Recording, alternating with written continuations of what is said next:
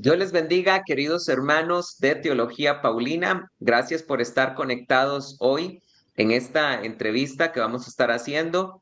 Bueno, en realidad yo creo que no necesita mucha presentación el invitado, pues ustedes lo conocen, es una persona muy conocida a nivel cristiano y ha sido de mucha edificación, y me estoy refiriendo al doctor César Vidal, que hoy nos está regalando de su tiempo para poder entrevistarlo sobre un tema bastante interesante que tiene que ver sobre la doctrina del infierno, que es una de las doctrinas que el movimiento de raíces hebreas, los judaizantes, niegan. Y hoy vamos a estar hablando de esta doctrina tan importante. Pero bueno, primero que todo, doctor Vidal, una vez más, gracias por estar en Teología Paulina y siéntase bienvenido. Muchísimas gracias. Es un privilegio. Lo que van a tener que disculpar las personas que nos ven es que estoy saliendo de un resfriado tremendo, tengo la voz muy tomada y voy a intentar que la voz me aguante hasta el final. De modo que les voy a pedir indulgencia en ese sentido porque se nota que tengo la garganta muy irritada, pero estoy encantado de estar aquí. No, muchísimas gracias, de verdad que sí. Para nosotros siempre es un privilegio que usted nos acompañe aquí en Teología Paulina y más sobre todo porque vamos a hablar de un tema tan, pero tan interesante. Y bueno, doctor Vidal, vamos a entrar de lleno a este tema de la doctrina del infierno. Yo quisiera hacerle la siguiente pregunta. Miren, el ateo Bernard Russell en su obra ¿Por qué no soy cristiano? Dijo lo siguiente, y abro comillas. Él dijo lo siguiente, en mi mente hay una falla muy seria en el carácter moral de Cristo y es en el hecho de que creyó en el infierno. Me parece que ninguna persona que en verdad sea mente profundamente humana sea capaz de creer en el castigo eterno. Entonces, la pregunta específica, doctor Vidal, es la siguiente. ¿No es acaso la doctrina del infierno un fracaso del cristianismo a la luz del antropocentrismo? Porque, bueno, imaginarse eso de que hay personas que van a pasar eternamente atormentadas en el infierno, pues tiene tal vez ciertas complicaciones éticas. Entonces, ¿qué opina usted sobre esta Bueno, posición de algunos ateos con respecto a la doctrina del infierno? Bueno, vamos a ver. El pasaje ese es del conocido libro de Bertrand Russell, ¿Por qué no soy cristiano? La primera vez que yo leí ¿Por qué no soy cristiano? Debió de ser hace casi 50 años. Me pareció una pavada de libro verdaderamente deplorable y luego he vuelto ocasionalmente a él porque necesitaba ver algunas referencias y cuantas más veces lo he leído me ha parecido algo endeble, frágil y además la sensación de que es la persona que teme que el cristianismo sea verdad y se tiene que enfrentar con esa idea porque eso le da pavor. Por ejemplo, otra de las razones que Bertrand Russell da para no creer en la persona de Jesús, pues es que cometió una crueldad tan grande como permitir que los demonios entraran en los cerdos y se precipitaran en el mar. Claro, es para decir, si usted es ateo, ¿usted cree realmente que había demonios? ¿Cree que Jesús les permitió entrar en los cerdos y cree que se precipitaron al mar? Porque una de dos, o cree usted el relato y entonces habría que creer en el cristianismo, o no cree el relato y entonces no puede acusar a Jesús de algo que es falso. De manera que el propio libro de Bertrand Russell es muy inconsistente. Tengo que decir, por concluir esta primera cuestión, que Bertrand Russell es uno de estos casos lamentables del mundo anglosajón en que una figura que es muy mediocre intelectualmente, porque Bertrand Russell como filósofo se limitó a escribir una historia de la filosofía donde solo hablaba de los filósofos que había leído y cualquiera que lea esa historia se da cuenta de que tampoco leyó a tantos filósofos, cualquier estudiante regular de filosofía ha leído más. Y la verdad es que no aportó nada realmente al mundo de la filosofía contemporánea. pero era un inglés. Y esto es algo que pesa mucho en ciertos grupos humanos. Uno podría encontrarse con un filósofo de Guatemala, de Chile, de Paraguay, que fuera un personaje genial y no lo conocería nadie, pero si tuvo la suerte de nacer en Estados Unidos, en Gran Bretaña, o ser un judío, pues resulta que nos repiten una y otra vez que fue un personaje genial, aunque fuera tan mediocre intelectualmente como Bertrand Russell, y yo diría que tan malvado personalmente como Bertrand Russell. Yo creo que a Bertrand Russell le aterraba la idea de que el cristianismo fuera verdad, e intentó autoconvencerse, como yo he visto a otra gente, de que no podía ser cierto. Y ahí lo mismo entraban los demonios dentro de los cerdos precipitándose en el mar que la creencia en un castigo eterno. Claro. Entonces, ahora déjeme pasar a la siguiente pregunta, porque no solo el infierno pues presenta algunas complicaciones frente al ateísmo, sino que también dentro de algunas, podríamos decir que dentro del mismo cristianismo, porque hay grupos que no creen en el infierno, que creen que cuando el alma muere o cuando un ser humano muere deja de existir. Por ejemplo, la secta de los testigos de Jehová Sí. apela a Job capítulo 7 versículo 21 que dice lo siguiente: ¿Por qué no quitas mis pecados? ¿Haces que pase mi iniquidad? Porque en breve me acostaré en el polvo. Me buscarás, pero no existiré. Entonces, no es cierto en realidad, doctor Vidal, que por ejemplo Job tenía claro de que cuando el alma muere, deja de existir. No, yo creo que el texto está hablando simplemente de la existencia física y además es algo que podemos comprobar en cualquier momento. Un ser humano muere físicamente, ese ser humano deja de ser y se convierte en polvo y se convierte en nada. Pero eso los que creemos en el infierno y en la vida después de la muerte también lo creemos. A mí no se me ocurriría decir que cuando muere un ser humano el cadáver sigue vivo y coleando. Es evidente que la existencia física y material desaparece como tal. Y por cierto, quisiera mencionar algo, ya que mencionas a los testigos de Jehová. Buena parte de la teología de lo que son los movimientos judaizantes no tiene nada que ver con el judaísmo ni con la Biblia. Es una teología que deriva directamente de los adventistas del séptimo día. Es decir, este disparate de que efectivamente el alma muere porque el alma no es nada más que el ser humano, que por lo tanto desaparece, que no hay una vida ultraterrena hasta el momento de la resurrección. Es un disparate que empezaron a difundir los adventistas del séptimo día.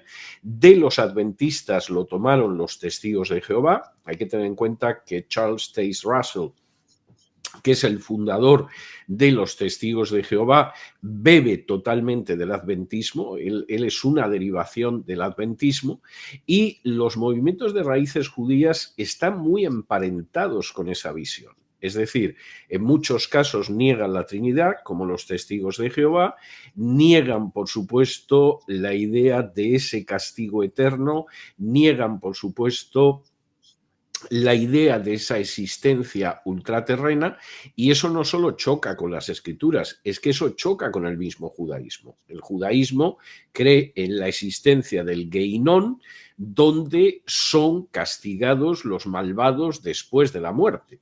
Luego puede haber discusión entre los rabinos sobre si ese castigo es perpetuo o en un momento determinado concluye por la extinción de los malvados, o si, por ejemplo, en el caso de los judíos es como una especie de purgatorio. Eso ya es otra cuestión. Pero la idea de que efectivamente el ser humano sigue viviendo, si esta gente que tanto habla de las raíces judías y que no tiene ni la menor idea de lo que está hablando fuera consecuente, sabría que eso es algo que forma parte del judaísmo. Hay un texto interesantísimo, contemporáneo, casi de los apóstoles, que es el discurso de Flavio Josefo sobre el Hades. Y él señala cómo las almas de aquellos que mueren van a parar al Hades y dentro del Hades hay una zona para los buenos, que es el seno de Abraham, y una zona que es la Gehenna o el Geinom, que es para aquellos que son malvados donde reciben su castigo.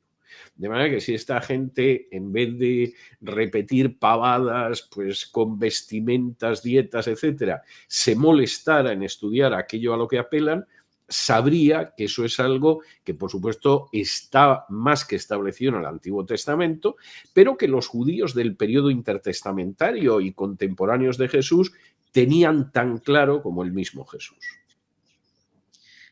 Entonces, bueno, precisamente usted se adelantó a la siguiente pregunta y creo que ya la aclaró. Esto de afirmar que el Geinon simplemente era el valle de Hinón donde se habían sacrificado algunos hijos a dioses paganos y que se había convertido en una especie de basurero, eso no es simplemente, no es eso, es algo espiritual más profundo, entonces para el judaísmo, Bueno, porque los por supuesto, vamos a ver, una cosa es el Valle del Hinón, que efectivamente era un lugar donde se llegó a sacrificar a niños, a dioses paganos, y como era algo totalmente execrable, se acabó convirtiendo en un basurero.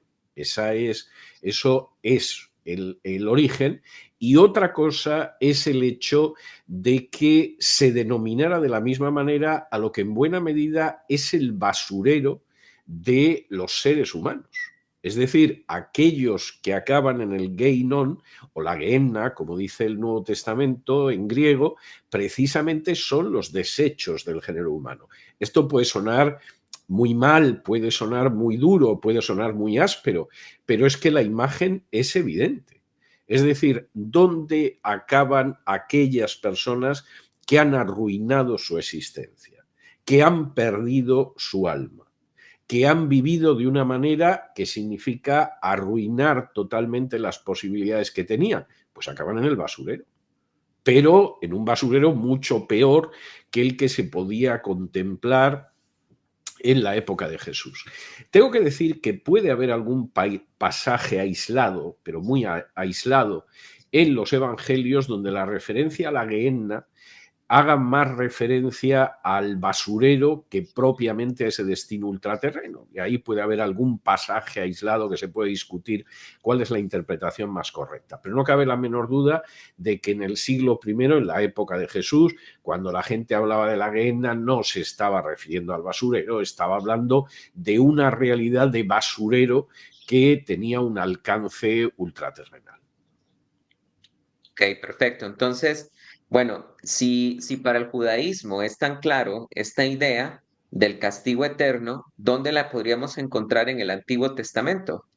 Yo creo que en el Antiguo Testamento hay referencias, en fin, tremendas, donde se habla de esa gente que está en el Seol y que está castigado. Hay referencias en el libro de Isaías o en el libro de Ezequiel, donde se comenta cómo las almas de los reyes en un momento determinado están en el Seol y de pronto llega otro rey que ha descendido al Seol, al lugar de los perversos, y esas almas se levantan precisamente pues para ver al siguiente condenado que llega, ¿no? Es decir, la idea de que no hay una existencia ultraterrena es muy difícil de sostener con el Antiguo Testamento. Hay que ser muy parcial a la hora de la lectura.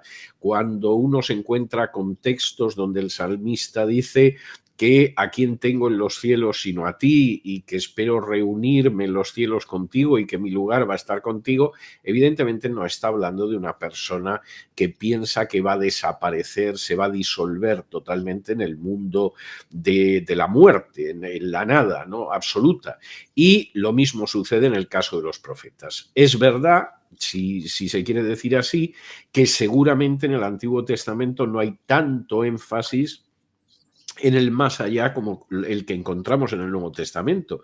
Pero en el caso del judaísmo, el énfasis es tremendo, no en el siglo I, que es el siglo de Jesús, es tremendo en los siglos anteriores. Es decir, las referencias que existen a ese más allá, a ese castigo de los malvados, pues en textos judíos del periodo intertestamentario, como pueden ser los libros de Enoch, como Ujú, pueden ser claro, los propios documentos del Mar Muerto, al respecto, pues son muy claros, ¿no? totalmente de acuerdo. Ahora, doctor Vidal, me parece a mí que en Lucas capítulo 16 del 19 al 31, allá hay una historia muy impresionante donde se nos habla de Lázaro, un rico y el padre Abraham. Y se nos habla del Hades y del seno de Abraham. Mi pregunta específica es esta. Muchas veces esa historia se utiliza para defender esta doctrina de la existencia del alma después de morir y el castigo eterno, pero muchos apelan a que es una parábola. ¿Es una parábola, sí o no? Es una parábola, pero las parábolas nunca cuentan cosas que no son reales. Es decir, la parábola siempre cuenta un hecho real con una aplicación espiritual. Por ejemplo, la parábola del sembrador habla de algo que puede contemplar cualquiera, y es que un sembrador sale a sembrar y hay una parte de la semilla que se comen los pájaros, una parte de la semilla que no llega a echar raíces, etcétera. Eso tiene una aplicación espiritual, pero lo que cuenta son hechos absolutamente reales. En ningún momento hay una parábola donde se dice que alguien sale a sembrar trigo y luego lo que recoge son calabazas, porque efectivamente eso no se corresponde con la realidad. Y cualquiera de las parábolas que uno pueda examinar de Jesús son parábolas que siempre cuentan hechos de la vida real que lógicamente tienen un significado espiritual. La historia del hijo pródigo es un hecho de la vida real, un muchacho que destroza su vida y que el padre, sin embargo, le ama y cuando le ve a lo lejos, pues echa a correr hacia él y lo besa y lo abraza, ¿no? En la historia de los pescadores que recogen peces y cuando llegan a la orilla desechan los malos y se quedan con los buenos, es una historia de la vida real. Y la parábola de Lázaro y del hombre rico es una historia de la vida real. Es decir, el hecho de que finalmente hay dos personas que pueden haber tenido una suerte muy diferente en esta vida, uno haber tenido una vida verdaderamente miserable y el otro haber tenido una vida de enorme abundancia, y el hecho de que la vida de uno haya sido miserable no determina que su destino eterno vaya a ser miserable, y el hecho de que la vida de uno haya sido paradisiaca en este mundo no determina que vaya a ser así también en el otro. Y efectivamente aparece esa división de la que hablaba Flavio Josefo, es decir, las almas de esos fallecidos, lejos de quedarse en una situación de letargo o de desaparecer totalmente, lo que sucede en última instancia es que en el caso de los que son salvos iban a parar al seno de Abraham y en el caso de los condenados pues iban a parar a la parte del Hades que era conocida como la Gehenna o el Geinon. Hay que tener también en cuenta otro aspecto que a mí me parece muy importante y es que la parábola del hombre rico y Lázaro también reproduce la situación previa a la ascensión de Cristo. Es decir, estamos hablando de una época de la historia en la que Cristo todavía no ha recogido las almas de los justos que estaban en el seno de Abraham y que, como dice Efesios 4, en un momento determinado, Él los llevó con Él cuando ascendió a los cielos. Es decir, estamos hablando de una época en que todavía esos justos estaban en el seno de Abraham, que evidentemente era mucho mejor que estar como estaba el hombre rico en el Hades, pero todavía no era esa plenitud que se produce después de la muerte y la resurrección de Cristo, cuando al ascender Él lleva consigo a toda esta gente. Ok, entonces puede decirse que hoy, después de la cruz, cuando una persona justa muere, su alma está en el tercer cielo. Sin ningún género de dudas, es lo mismo que dice Pablo en Filipenses 1, 21, 23, cuando afirma con toda seguridad que él sabe que si fallece, parte a estar con Cristo. Y entonces él dice, bueno, a Amén, mí me gustaría morir amén. y partir con Cristo, pero creo que como todavía os puedo ser de utilidad, todavía me voy a quedar aquí un tiempo. Y claro, por un lado me gustaría partir para estar con Cristo, por otro lado me doy cuenta de que mi deber es quedarme aquí todavía hasta que el Señor lo disponga. No es la persona que está esperando, bueno, me voy a morir y ahí durarán las cosas hasta el momento en que bueno, resucite. Por otro lado, y esto es muy relevante, la doctrina de la resurrección no tiene ningún sentido si se cree que todo el ser humano es el alma y que eso desaparece en la muerte. Y de hecho, cuando Pablo habla de que vivimos en una tienda y que esta tienda, que es nuestro cuerpo, se va deshaciendo y que sabemos que cuando partamos con Cristo recibiremos una tienda distinta, está hablando de un elemento espiritual de la naturaleza humana que no va a quedar desnudo porque se deshaga este cuerpo. Claro, si el cuerpo realmente es lo mismo que el alma y eso desaparece, ¿qué va a resucitar? La nada. Es decir, ahí no hay nada.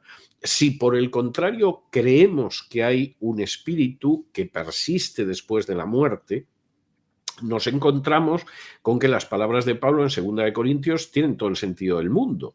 Es decir, esta tienda se va deshaciendo, pero el Señor tiene preparada otra tienda mejor con la que revestirnos. ¿El qué es lo que va a revestir si no existe un espíritu que persiste existiendo después de la muerte? Claro. Ahora, doctor Vidal, la historia de Lázaro y el rico es muy contundente, como usted viene explicándolo, ¿verdad? Señala acontecimientos reales. Pero fuera de la historia de Lázaro y el rico, ¿existen en el Nuevo Testamento algunos otros pasajes que nos apunten a la doctrina del castigo eterno?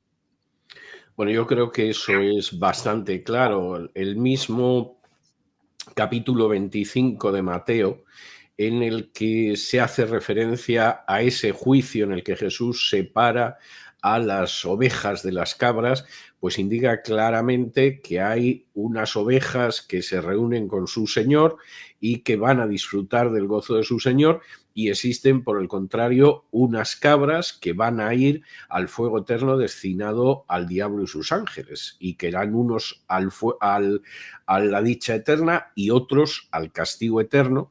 Y el término que aparece para castigo, que es colasis, es que realmente no deja más lugar que la idea de castigo. O sea, es un castigo que va a durar eternamente, que no es parcial, como pretende la teología católica con las penas del purgatorio, o pretendía algún padre de la Iglesia, sino que efectivamente es un castigo que se va a extender por toda la eternidad. Claro, si usted nada más me permite leer el pasaje que acaba de usted mencionar, es Mateo 25:41, que dice: entonces dirá a los de la izquierda, apartados de mí, malditos al fuego eterno preparado para el diablo y sus ángeles. Ahora me gustaría hacerle una pregunta con respecto a un pasaje muy interesante que está en Primera de Pedro. Permítame leérselo Sí. para hacerle la pregunta. Este pasaje es Primera de Pedro, capítulo 3, los versículos 19 y 20. Voy a leer, dice así la Biblia. Voy a leer desde el 18, porque también Cristo padeció una vez por los pecados, el justo por los injustos, para llevaros a Dios, muerto en la carne, pero vivificado en el Espíritu, el cual también fue y proclamó a los espíritus encarcelados, que en un tiempo desobedecieron cuando la paciencia de Dios aguardaba ansiosamente en los días de Noé, siendo preparada el arca en la cual unos pocos, esto es, 8 personas, fueron salvadas a través del agua.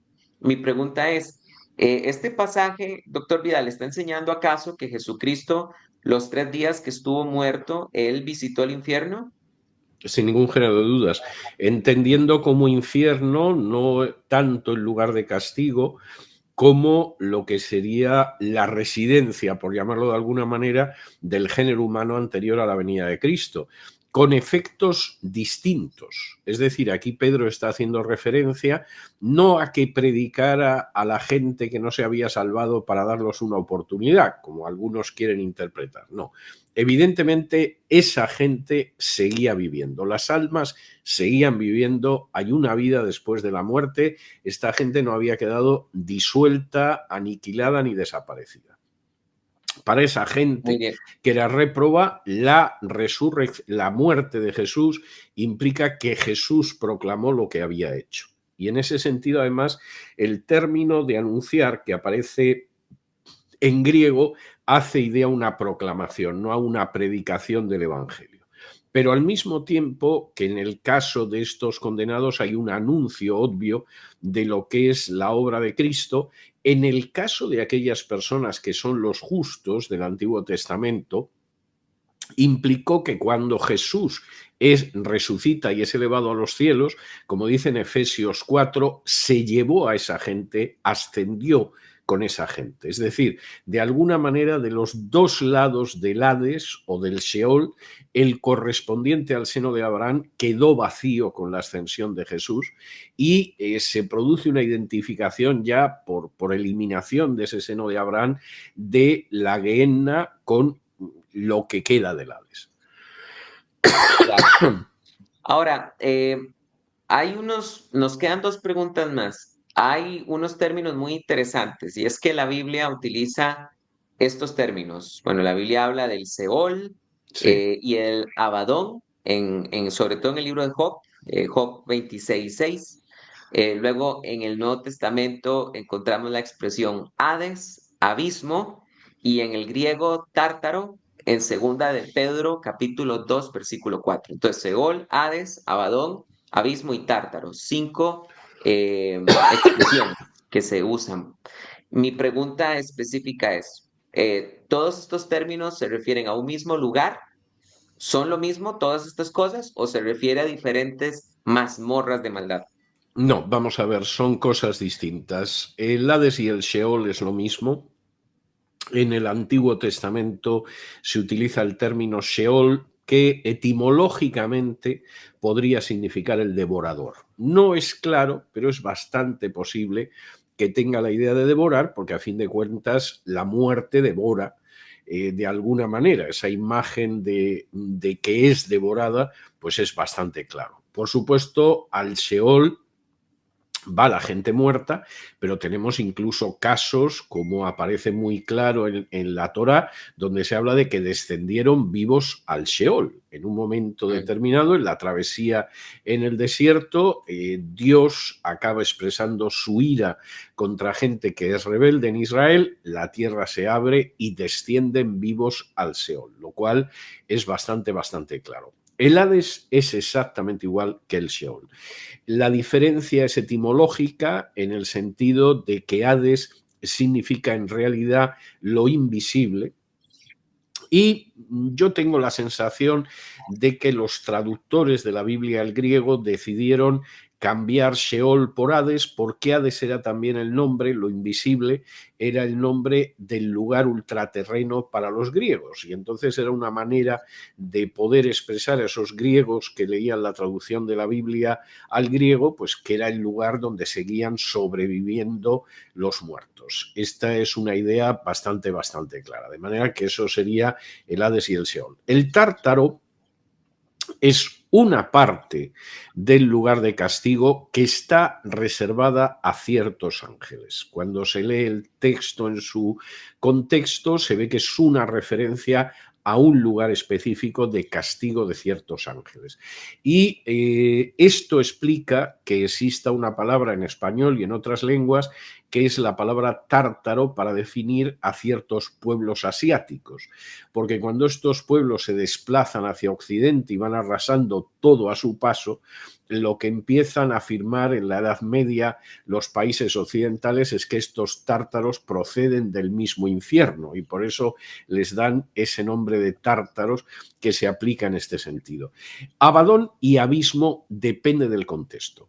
Es decir, hay que ver el contexto de abismo para ver si efectivamente estaríamos hablando de lo que convencionalmente llamamos infierno o por el contrario tiene otro significado, y lo mismo sucede con Abadón. Es decir, no son términos tan claros, tan repetidos, tan precisos como los otros términos. Ok, queda claro. Hay Y otro bueno, pasaje también que me parece muy claro al respecto, en el sentido de que hemos hablado antes de Pablo, ¿no?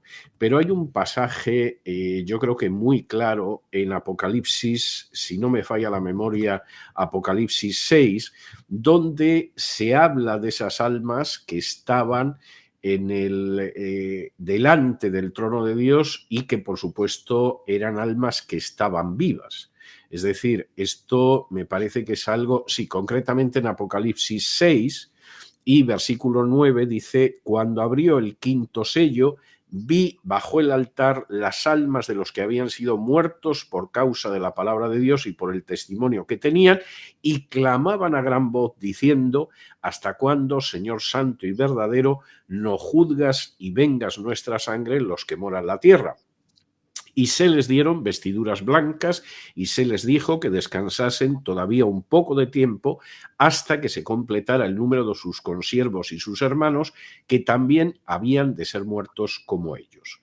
Estas son almas de salvos que además han sufrido el martirio y, por supuesto, ni están durmiendo, ni están inconscientes, ni han dejado de existir. Se dirigen a Dios en el cielo, de manera que es obvio que, claro, que hay una supervivencia. Completamente. Y aquí me falta un término que también está en Apocalipsis, hablando de Apocalipsis, que es el lago de azufre y fuego. Me imagino que Es debe una estar refiriendo, es otro referencia, término sí, del es una Seol. referencia a la muerte segunda. Veo que hay alguien que está citando a Edward Foch, al que yo conozco y he leído sus libros con mucho interés. Edward Foch no sostiene ni de lejos lo que está escribiendo aquí esta persona. Edward Foch cree que el infierno tiene una duración parcial, pero en absoluto sostiene la inconsciencia de las almas después de la muerte, ni cosa parecida. Es decir, Edward Foch cree además en el infierno y cree que hay un castigo en el infierno, no es un aniquilacionista, pero formaría parte de aquellos que piensan que aunque el castigo es eterno y ese castigo es irreversible y no hay vuelta atrás ni segunda oportunidad, sin embargo, hay un momento en que la gente condenada dejará de existir, que es una posición que sostienen algunos teólogos evangélicos, como es el caso de John Stott, es el caso de Edward Foch, que no es el más brillante ni el más importante, pero es norteamericano y entonces lógicamente se ha hecho más conocido, pero Edward Foch ni sostiene la idea del aniquilacionismo, como sostienen adventistas o testigos de Jehová, ni sostiene que caemos en un letargo, en un sueño, ni sostiene tampoco que el alma sea algo que de alguna manera duerme o muere o cosa parecida. La única diferencia entre Foch y otros teólogos evangélicos sería el hecho de que él cree en un infierno eterno, en un castigo eterno, en un castigo que es irreversible, pero que en un momento determinado deja de ser consciente porque esa persona es totalmente aniquilada. Gracias por aclarar esto. Y bueno, doctor Vidal, nos queda una última pregunta que considero yo que es la más importante porque nos lleva hacia la persona de Jesucristo. Y es que, bueno, se ha citado varias veces el libro de Apocalipsis hoy. Jesucristo dice eh, en Apocalipsis capítulo 1 versículo 17: cuando lo vi, caí como muerto a sus pies, pero él puso su diestra sobre mí diciendo: no temas, yo soy el primero y el postrero y el que vive, aunque estuve muerto.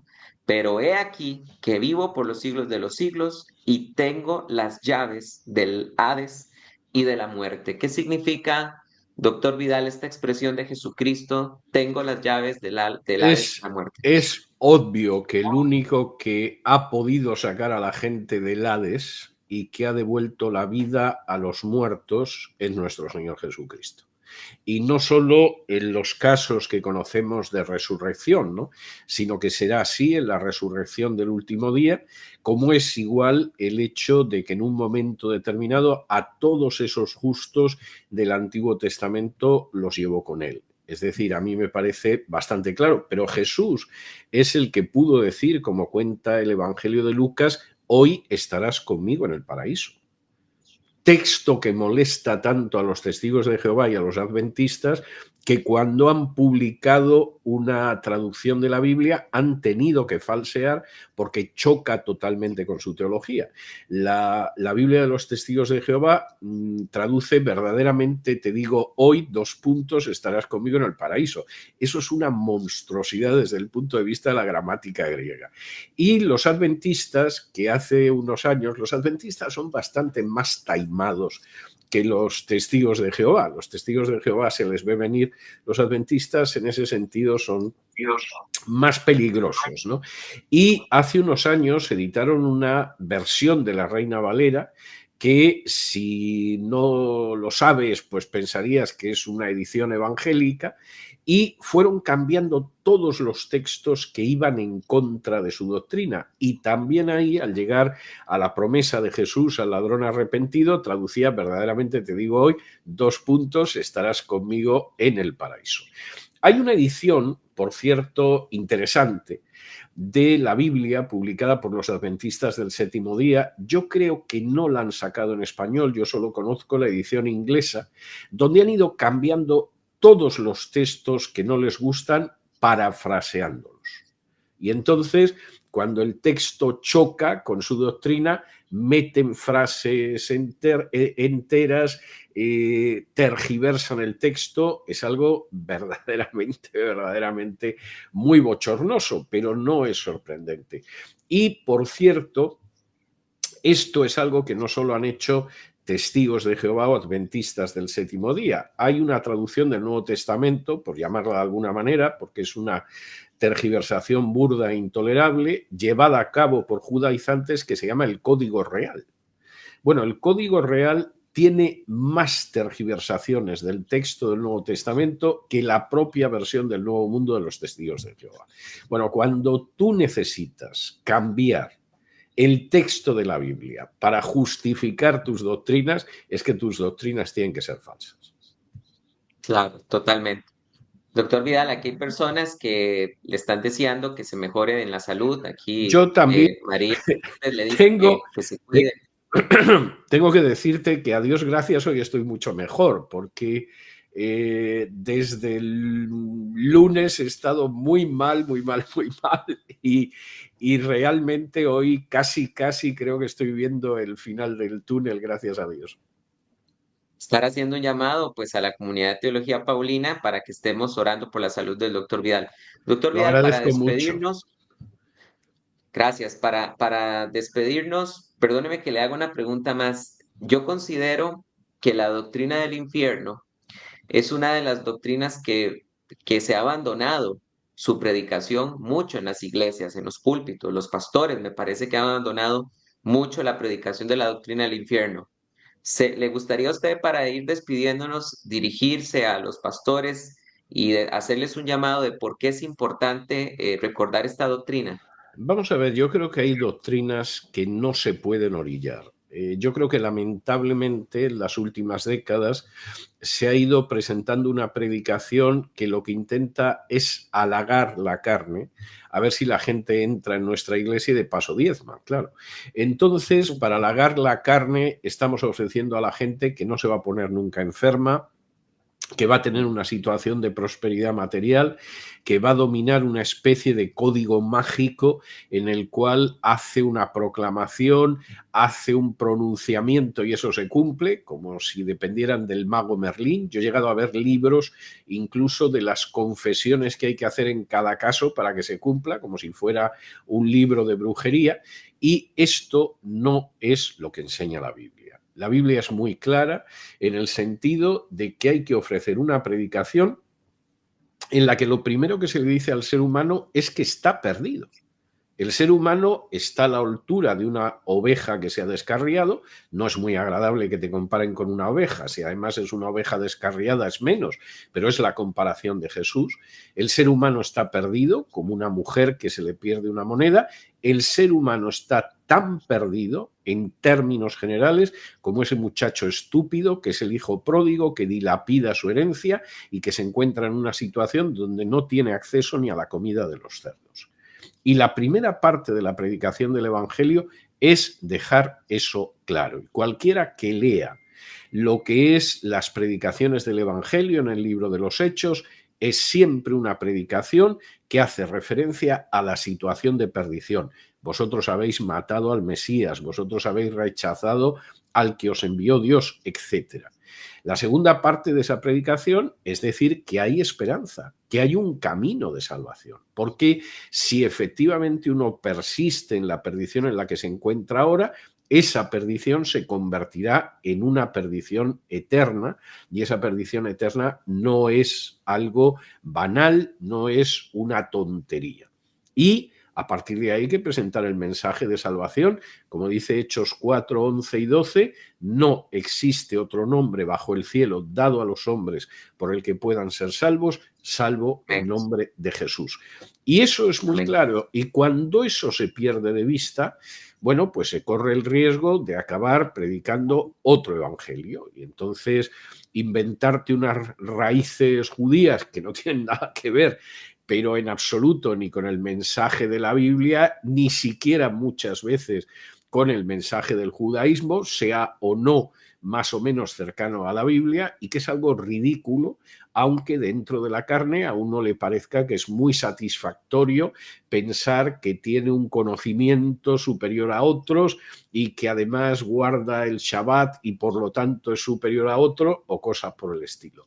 Es algo que se contempla en el Nuevo Testamento, que aparece en Gálatas o que aparece en Colosenses. Esa gente que piensa que efectivamente se entronque con unas supuestas raíces judías o con un conocimiento superior tiene relevancia, y que Pablo desmonta muy bien tanto en Gálatas como en Colosenses, mostrando que al final la salvación no pasa nada más que a través de la fe en Jesús, no de las obras de la ley, y que por supuesto esa salvación es la que nos libra de la condenación eterna. Totalmente de acuerdo.